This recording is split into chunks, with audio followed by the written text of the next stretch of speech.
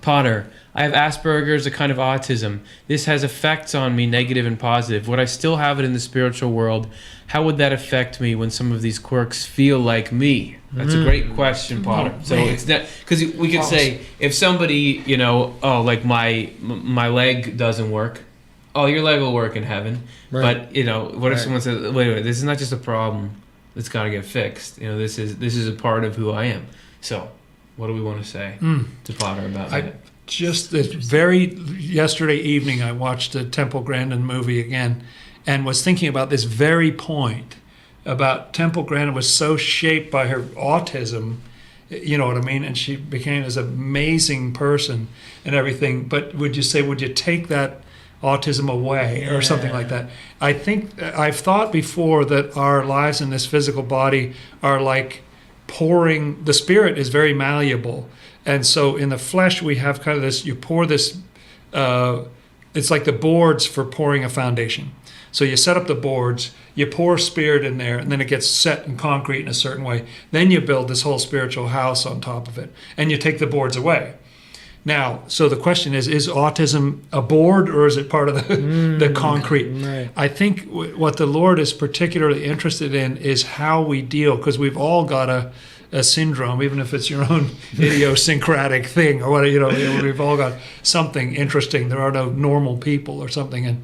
And how do we bounce off of that thing, and how do we work with it, and how do we bless others? What compassion does it give us for others, and so forth? I think it's an amazing time now where autism is being viewed in such a more positive light. I've read things about how employers are getting much more interested because autistic people in the workplace are often extremely loyal, and the attention to detail is amazing. Yeah. So seeing it more as a gift, rather than just, well, you're not exactly like me or something, and trying to value that. So I love that. Like there's got to be a usefulness or a reason or something that the Lord can make out of that.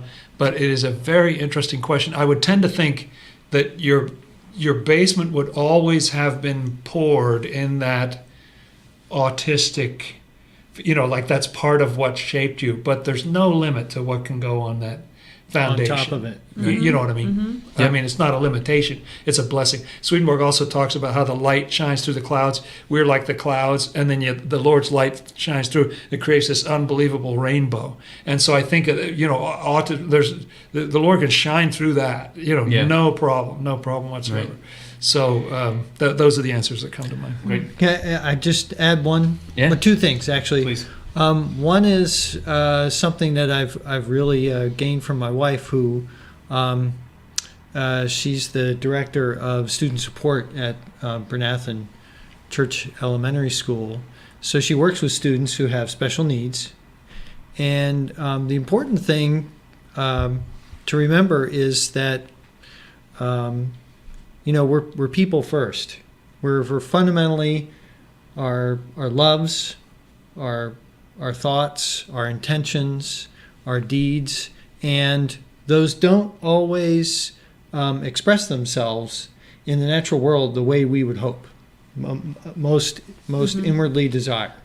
Right. And so people have incredible depths to them, and you might not ever know it because either the social circumstances just don't permit them to say or do what they would like to do, and I'm presuming good things here, or there's something organic, again, brain chemistry or brain structure or neurons or whatever. Again, it's just holding something back in there, but that doesn't mean it's not in there. Mm-hmm. There are fascinating psychological case histories where something will happen to somebody, and all of a sudden, something organic will change, and then you find out, there's all these things going on. This person was thinking this and feeling this, and so there's that thing to remember. There's still a person there fundamentally, and there's all sorts of things going on in there. So I wouldn't want to say, well, this is how I am now, and I'm really associated with this thing and this label, and that's it. There's a lot more there, and the other important thing is fundamentally it's what a person wants. What do you desire? And do you hope to work on some good thing? Some people I know are very quiet and withdrawn and more toward the introvert psychological spectrum, and they find that that's actually quite useful. It's useful for them as an individual, and it's useful for other people. Not everybody, society wouldn't work if we were all extroverted, really extroverted. Right. And there's been some interesting books that come out lately now on the importance of having a balance of extroverts and introverts, and how teachers in American society in particular can cultivate introverts and help them. And so, it depends on what that person wants and what they find useful. It could be that some people really struggle with connecting to other people, and they would like to do more of it and be more expressive and so on. And once they're freed of natural world limitations, that will come out, I bet, in the spiritual world. Right. Absolutely. Chelsea, do you have any further thoughts?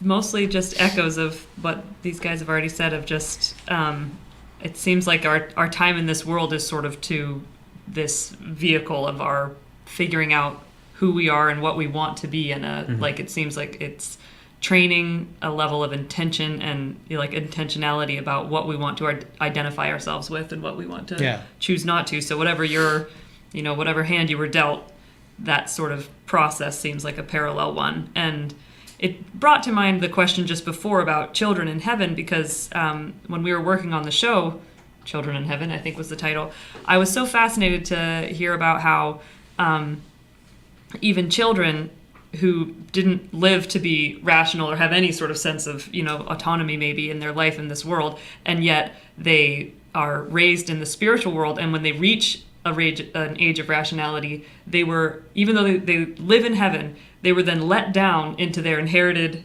evils that they had from their parents, from their heredity, and had to deal with this love of adultery and all this stuff that obviously they had no exposure to that in heaven, but it was purposefully that they were let down into it to feel that impairment, that part of them, that they could then navigate that, because it's so crucial to developing who you really are choosing to be, in the Lord and your path with the Lord. And the only other part is just sort of awe and wonder about the path that the Lord is leading all of us on. Like we always think we know who we are, and then 10 years down the world, you wouldn't recognize yourself. You could have never predicted that you'd be the person that you are then, you were before, and that's just going to continue. So it's like, God's got a pretty good setup You have no idea what's going to stay, what and what turns into what it corresponds to, and we have no idea. So that would be a good place to end it all.